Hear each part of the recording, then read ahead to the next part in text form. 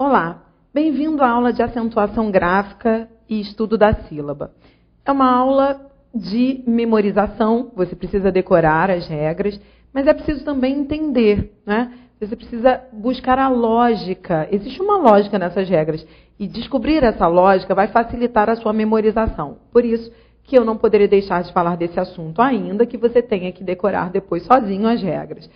Eu aproveito para falar do novo acordo ortográfico, né? O novo acordo, ele teve um prazo aí, né, de adiamento, então nós só vamos precisar escrever obrigatoriamente sobre as novas regras do novo acordo ortográfico a partir do ano de 2016, 1º de janeiro de 2016. Até lá, os dois acordos, o anterior e o atual, irão conviver harmonicamente. Bem, mas o que é isso na vida de quem estuda para concursos públicos? O fato é que, com um tempo maior, isso significa que você terá uma oportunidade de se adaptar com mais tranquilidade. Então, você pode internalizar essas regras aos poucos. Então, esse prazo ser aumentado, isso foi um ponto positivo para quem estuda para concursos públicos. O que não quer dizer que, em uma redação, por exemplo, quando você for escrever, o ideal é que você mantenha a uniformidade. O que significa que, se você ainda escreve sob o acordo anterior, sob as regras anteriores, então evite utilizar as regras do novo acordo. Então, seja coerente. Ou você utiliza todas as regras do novo acordo, ou você, se ainda não as internalizou, você utiliza o acordo anterior. Tudo bem? Então é importante você saber aí, eu acho que vale a pena você conhecê-las, você terá um tempo de adaptação. Nas provas de concursos públicos não tem sido uma tendência as bancas trabalharem o antes e o depois, então eu não tenho visto isso em provas de bancas de ponta, bancas modernas. Elas realmente não se preocupam, não há nenhuma questão que diga como era, como ficou, não é? Isso é algo que não mede conhecimento de ninguém, mas é importante que você saiba, que você conheça as novas regras para ter um prazo de adaptação, tá? É claro que eu não poderia deixar de falar dessas regras sem fazer uma revisão do estudo da sílaba. Então eu não posso aqui ensinar as regras de acentuação, falar das paroxítonas, das proparoxítonas, sem você relembrar. É um ótimo momento de recuperar aqueles ensinamentos lá da nossa infância. É o momento de falarmos de ditongo, hiato.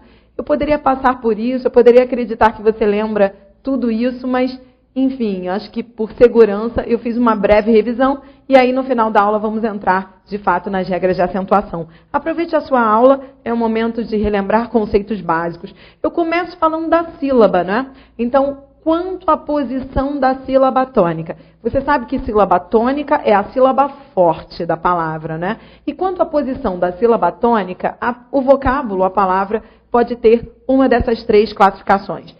Temos as oxítonas, as paroxítonas e as proparoxítonas. Vamos a elas? Vamos lá. Oxítonas, juntos. Então, vamos lá. Oxítonas. A sílaba tônica é a última sílaba da palavra. Maracujá.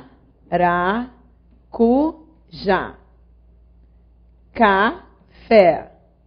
Recompor. Oxítonas. Paroxítonas são aquelas cuja sílaba tônica é a penúltima. Cadeira. Caráter. Mesa. Proparoxítonas. A sílaba tônica é a antepenúltima sílaba da palavra. Sílaba. Metafísica. Lâmpada. Então é isso. Às vezes a dificuldade do aluno é a de dividir sílaba, né? Então a gente está voltando no tempo aí. Eu vou aproveitar com você e vou dividir as sílabas da palavra para que você não tenha dúvida.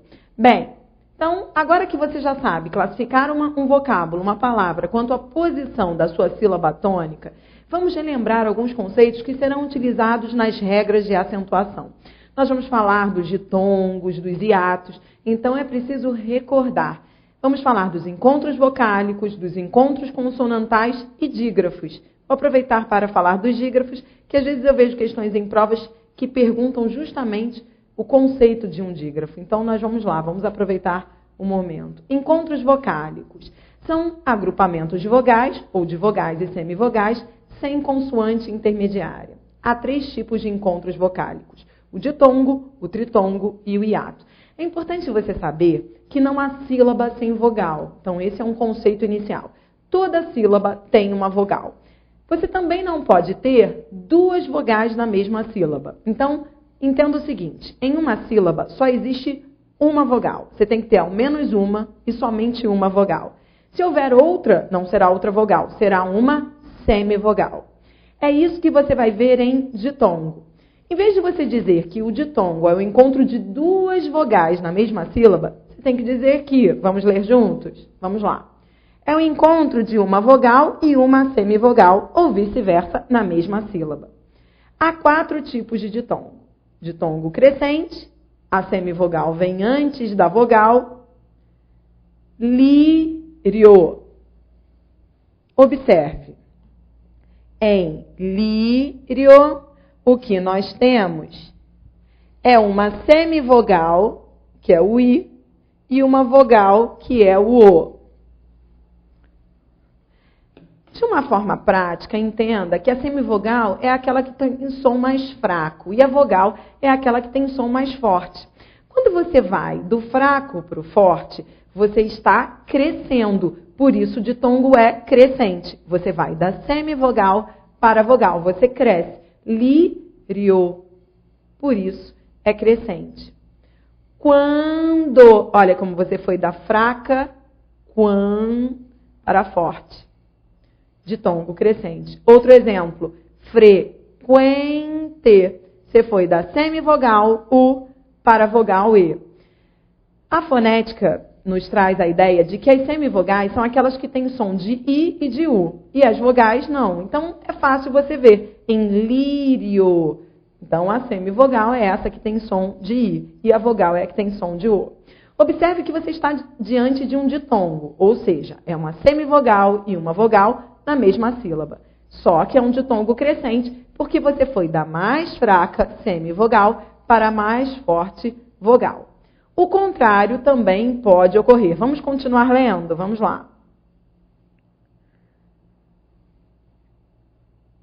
Há também o ditongo decrescente, em que a vogal vem antes da semivogal. Exemplo, pai. Então, vamos comigo aqui. Em pai, você vai da mais forte, pai, para a mais fraca. Você tem um ditongo decrescente. Você foi da vogal A para a semivogal I. Outro exemplo, vamos lá. Põe. Em põe, você vai da vogal O para a semivogal E. Você vai da mais forte para a mais fraca. Você tem um ditongo decrescente. Então, você aprendeu que o ditongo é uma vogal e uma semivogal. Nessa ordem, primeiro vogal e depois semivogal, se for assim é decrescente, ou na ordem inversa, da semivogal para a vogal, e aí teremos o ditongo crescente. Continuando aí no seu material. Na continuidade do seu material, você vai ver que eu mencionei o ditongo oral e o ditongo nasal. Não é um critério muito relevante para a acentuação gráfica, mas só para que você conheça essa diferença de nomenclatura. Aproveitei aí também para falar dos outros tipos de encontros vocálicos. Vamos ler juntos? Vamos lá. Além do ditongo, há outros 2 tipos de encontros vocálicos. O tritongo, que é o encontro de semivogal, vogal e semivogal, nessa ordem, na mesma sílaba. Veja. Paraguai. Quão. Então, aqui comigo. Em Paraguai, você tem semivogal U, vogal A, semivogal I. Temos o tritongo. Quão. Em quão, você tem semivogal U, vogal AN e semivogal O. Por fim, o último encontro vocálico é o hiato. Só que no hiato, há 2 vogais. Não há uma vogal e uma semivogal. E aí, como você já sabe, 2 vogais não podem ocupar a mesma sílaba. Então, no hiato, o conceito é: você terá uma vogal seguida da outra em sílabas diferentes. Vamos ler juntos o conceito de hiato? Vamos lá. Por fim, o hiato, que é o encontro imediato de 2 vogais em sílabas distintas. Assim, is. Então, observe que ao separar as sílabas, você tem ra, is. Duas vogais, uma seguida da outra, em sílabas distintas. Sa, u, de. Vogal, vogal, uma seguida da outra, em sílabas distintas.